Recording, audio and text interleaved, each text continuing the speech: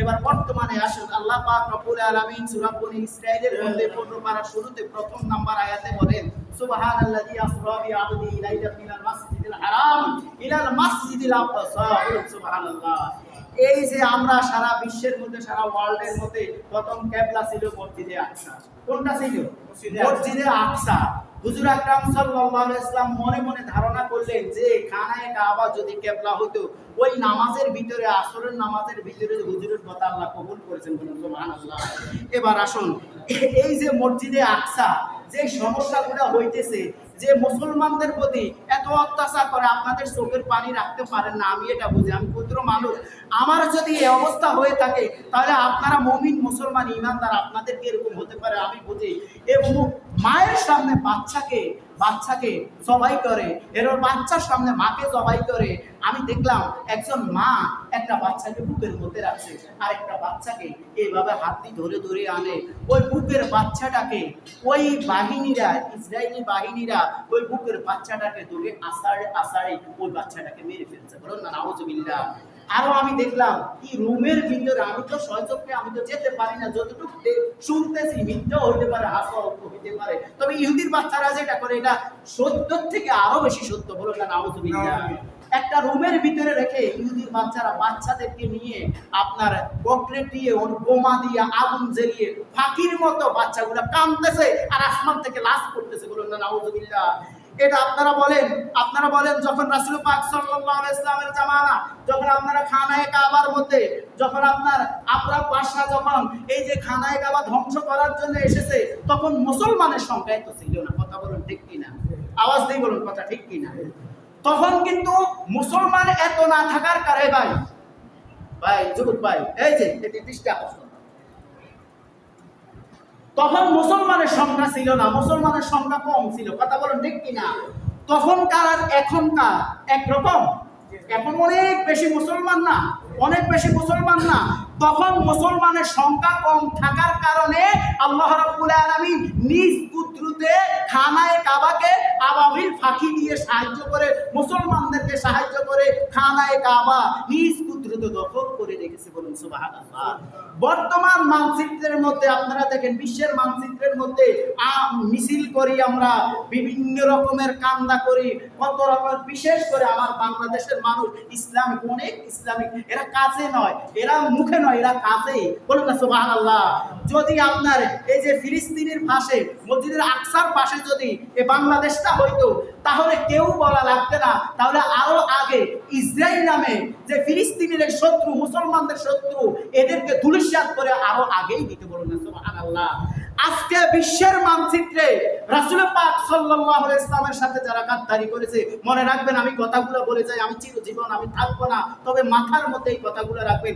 রাসূল পাক সাল্লাল্লাহু আলাইহি ওয়াসাল্লামকে কষ্ট দিয়েছে বেশি মুসলমান নামের মুনাফিকেরা। কথা বলুন ঠিক কিনা? আওয়াজ দিয়ে বলুন ঠিক কিনা? উবাই ইবনে আব্দুল সলুল, উনি 70,000 মুনাফিকের সর্দার ছিল। উনি আমার হুজুরকে বেশি কষ্ট দিয়েছে। ওনার মাথায় টুপি ছিল, ওনার দাড়ি ছিল, কোরআন ছিল, উনি বড় মুসলিম ছিল, উনি আমার হুজুরকে বেশি কষ্ট দিয়েছে। বলুন না নাউজুবিল্লাহ।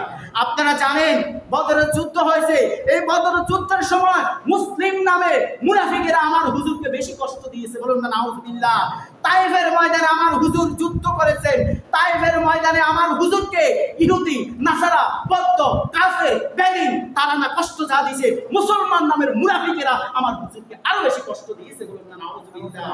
সর্বোপরি আমি বলতেছি, এই যে শুহাদায়ে কারবালা হয়েছে, এই শুহাদায়ে কারবালার মধ্যে আমার হুজুর আকরাম সাল্লাল্লাহু আলাইহি ওয়াসাল্লামকে যারা কষ্ট দিয়েছে, তারা ছিল বেশি মুসলমানদের ভিতরের মুনাফিকের বাচ্চারা। আমার হুজুরের ইমাম হাসাইন হুসাইনকে কষ্ট দিয়ে ইমাম হাসাইন হুসাইনের গলার মধ্যে ছুরি দিয়েছে মুনাফিক মার্কা মুসলমান যারা ছিল, তারাই দিয়েছে। বলুন না নাউজুবিল্লাহ।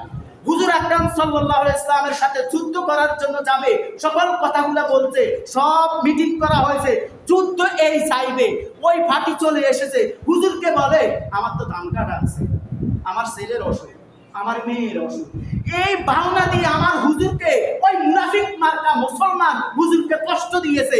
আপনি কি জানেন সাহাবায়ে কেরাম রিদওয়ানুল্লাহি তাআলা আলাইহিম আজমাইন যুদ্ধের মধ্যে যাবে, আমার হুজুর যাবে, সাহাবায়ে এদেরকে কিভাবে প্রতারিত করছে, এদেরকে প্রতারিত করছে, এরা যুদ্ধের মধ্যে যাইবে, এদেরকে হঠাৎ করে যুদ্ধের মধ্যে যাইতেছে হঠাৎ করে পিছন থেকে তারা দাঁড়িয়ে এসেছে, পিছন থেকে তারা সরিয়ে এসেছে, এদেরকে বলা হয় খারেজি। এদেরকে বলা হয় কি? খারেজি। বলেন এদেরকে কি বলা হয়? খারেজি। ওদের উত্তরসূরি রাসূলকে কষ্ট দিয়েছে মুসলমান মার্কা মুনাফিকরা।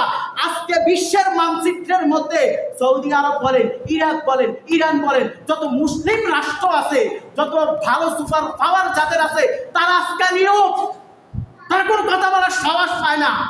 সৌদি আরব বলেন, বিভিন্ন রাষ্ট্রের মধ্যে যারা, তারা ওই ইসরায়েলের ভিতরে আরো দুলাভাই করে, আরো সহযোগিতা করে। বলেন না নাউজুবিল্লাহ। তাহলে আমরা তাদের কাছ থেকে আমরা কোনো আশা করি না। মুসলমান দরকার। বদরের ময়দানে যে 313 জন ছিল, ওইরকম মুসলমান আমরা চাই। ওইরকম মুসলমান হলে আমাদের ফিলিস্তিন আমাদের মুসলমানদের ভিতরে আসবে। ফিলিস্তিন মুসলমানের ছিল। এই যে ইহুদির বাচ্চারা আপনাদের মুসলমানদের উপরে এত অত্যাচার করে, তাদের নাম ছিল না, পরিচয় ছিল না, পুত্র ছিল না, মুসলমানেরা কোন রকম সাহায্য সহযোগিতা করে দিয়েছে। তারা ল্যাংটা অবস্থায় এই যে মসজিদের আকসার কাছে ল্যাংটা অবস্থায় তারা এখানে এসেছে। মুসলমানে তাদেরকে পরানে পায়জামা দিয়েছে, মুসলমানেরা সব কিছু করছে, জায়গা দিয়েছে, থাকার জায়গা দিয়েছে, বসার জায়গা দিয়েছে, ঘুমানোর জায়গা দিয়েছে, সব কিছু দিয়েছে।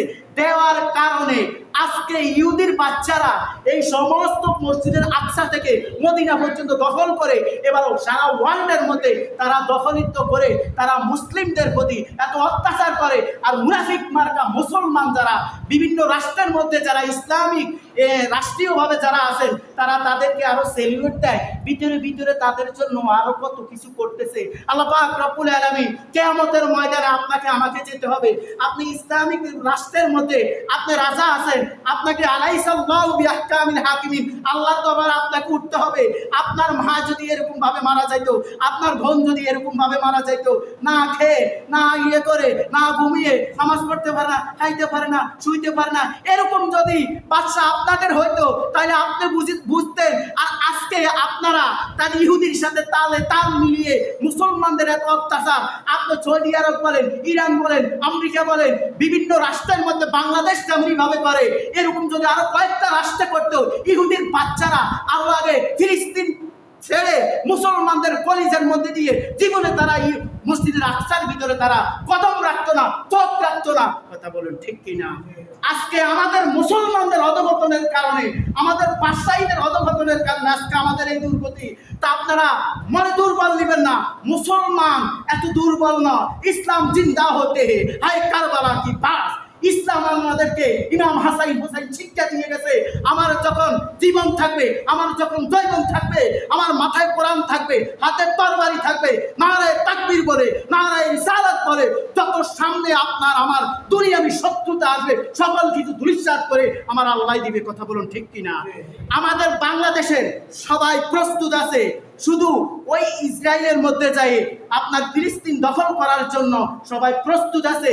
সরকার বাহাদুর যদি আপনাদেরকে আমাদেরকে সেরকম ব্যবস্থা করে দেন, আলহামদুলিল্লাহ।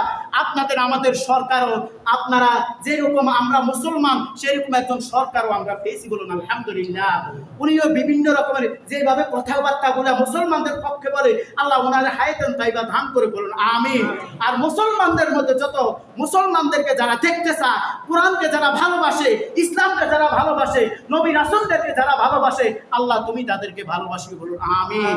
আর আমাদের যখন ফিলিস্তিনের জন্য যখন ডাক এসে যায়, কে নামাজ পড়ে, কে নামাজ পড়ে না, কে টুপি দেয়, কে দেয় না, কে কোরআন পড়ে, কে পড়ে না, আমরা সবাই ঐক্যবদ্ধভাবে মাথার মধ্যে দাফনের কাপড় বেঁধে আমরা সেই ময়দানে যাব। রাজি আছেন সবাই ইনশাআল্লাহ?